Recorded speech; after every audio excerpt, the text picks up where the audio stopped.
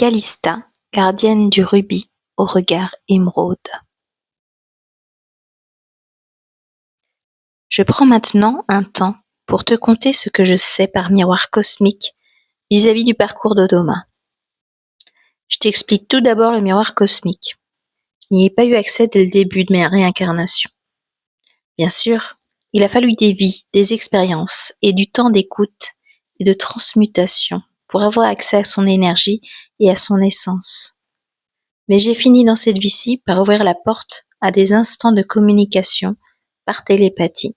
En premier lieu dans des rêves ou par des sensations rapides au contact de certains hommes.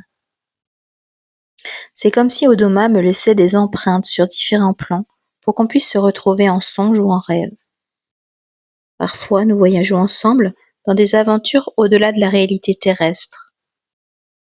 Le miroir cosmique, cet instant de connexion mystérieux, nous permet de nous ressentir et d'exprimer notre complicité sans pour autant être réunis dans des corps physiques. J'ai mis un certain temps à comprendre, crois-moi, pourquoi je reconnaissais chez certains hommes une forte interaction en 1 seconde, puis quelque temps après, plus rien.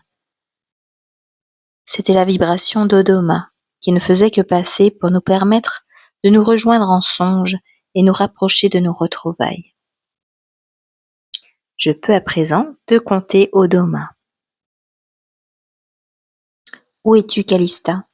Nous étions censés nous rejoindre sur Terre, et à peine suis-je incarné dans ce corps humain que j'éprouve une lourdeur et une méfiance. Pourtant habitué à la paix, je ressens tous les dangers éventuels, une sensation d'hostilité et une nécessité de m'adapter à l'environnement, cependant dans la complétude de l'unité. Nous sommes créateurs, nous faisons partie de l'un. J'ai l'impression que nos frères qui nous ont envoyés ici n'avaient pas envisagé cette partie, celle où le corps humain n'est pas encore unifié et où nous subirions nous aussi la séparation, la dualité. Il semblerait que je manifeste plus de mon énergie masculine que de mon énergie féminine. Je ressens comme un besoin de retrouver Calista, une sensation méconnue, ce besoin de l'autre. Sur nos planètes respectives, Calista et moi nous rencontrions régulièrement, mais étions de toute façon toujours en contact par télépathie et sensorialité. Nous étions tous deux très attirés par les voyages, c'est en partie pour cela que nous étions volontaires pour cette fonction, pour Gaïa, accompagner ses enfants à vivre dans l'harmonie de l'un. Nous avions tous deux les connaissances requises pour transmettre cet amour de l'un. Il a fallu choisir notre polarité principale pour l'incarnation.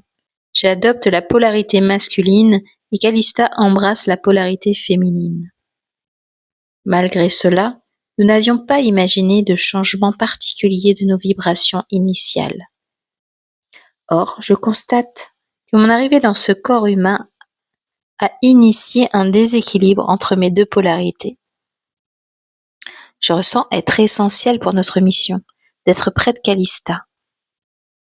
Je ne parviens plus à la contacter en télépathie. Le contact est brouillé.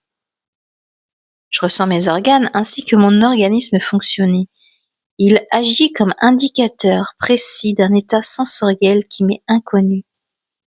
Ce doit être ce qu'on appelle les émotions.